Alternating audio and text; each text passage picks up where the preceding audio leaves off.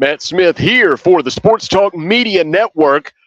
Just a few minutes after South Carolina defeated Old Dominion in the most harrowing way, 23-19 in the season opener at Williams-Brice Stadium. It was the first start for LaNorris Sellers. It was the Gamecocks' debut for Raheem Rocket Sanders.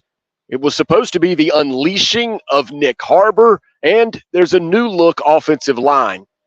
Well, we'll have to grade each of those separately, but I can tell you nothing gets an A-plus tonight for South Carolina as they had to escape with fourth quarter turnovers against Old Dominion.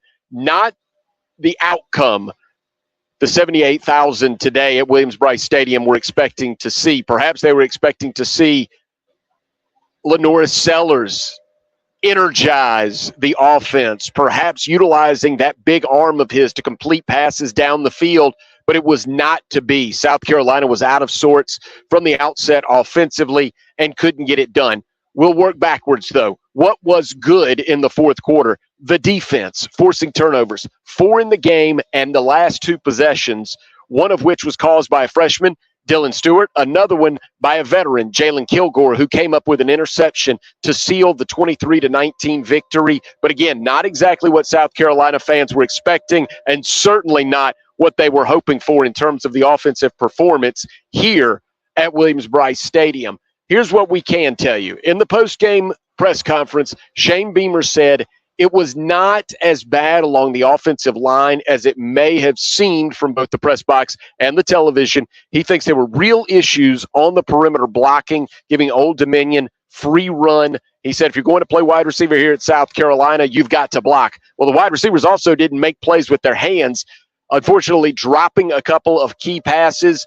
Jared Brown had a big drop that would have been a 50-plus yard gain. Of course, that would have been called back by an ineligible receiver downfield, which was another problem for South Carolina today. Penalties that were killing drives. Now, a little bit of the good offensively. Rocket Sanders did have 88 yards rushing. Much of that, however, he did on his own. Very shifty, and you saw some of the explosiveness he displayed at Arkansas, especially in his 1,500-yard rushing season 2 years ago, but just not enough holes there because Old Dominion was able to key on the run game, both for Sanders and for LaNorris Sellers, because South Carolina did not make plays down the field. Sellers did not take the top off the defense. He did not threaten them with his arm consistently, completing just 43% of his passes for 114 yards.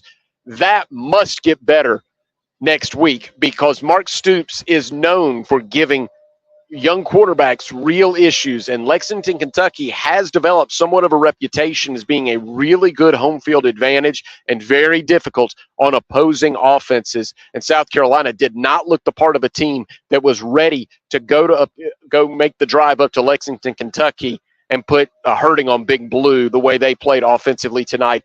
Defensively, a lot of good things happened. Yes, there were some mishaps. Yes, there were some missed assignments, one of which led to a 72-yard touchdown for Isaiah Page early in the ballgame to give Old Dominion its first touchdown.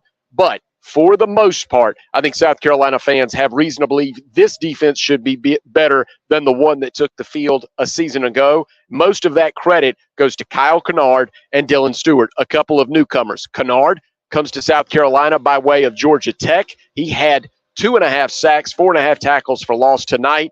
Dylan Stewart, a freshman, he had a sack and a half and a strip sack that enabled South Carolina to jump on the football at the 6-yard line, setting up the go-ahead score in the fourth quarter. So I think a lot of good can be taken away from what South Carolina did defensively.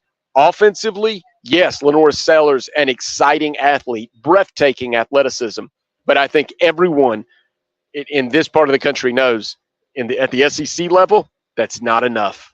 That's not enough. South Carolina must find a passing game, and they've got 6 days to do it because they head to Lexington, Kentucky. And now certainly the way this game turned out, where South Carolina just escaped by the skin of its teeth as 3-touchdown favorites, will certainly be underdogs in their next 2 games at Kentucky and then back here against LSU before getting another non-conference test against Akron 3 weeks from now. But right now the focus has to be on how does Lenore Sellers start to build chemistry with this wide receiver core and what South Carolina can do offensively to put enough points on the board to get an SEC victory next week in Lexington. Those are the things we'll certainly be discussing on Sports Talk. Don't worry, no Labor Day for Phil Kornblut and Chris Bergen. They'll be on the air this Monday night and throughout the week as South Carolina makes its preparations to play a road game, and Phil Kornblut will be there to cover South Carolina and Kentucky next Saturday. That's it from Matt Smith here at Williams-Brice Stadium. Be sure to follow us at sportstalksc.com for the story and Shane Beamer's comments from after the game and all the updates throughout the week on Twitter at SportsTalkSC.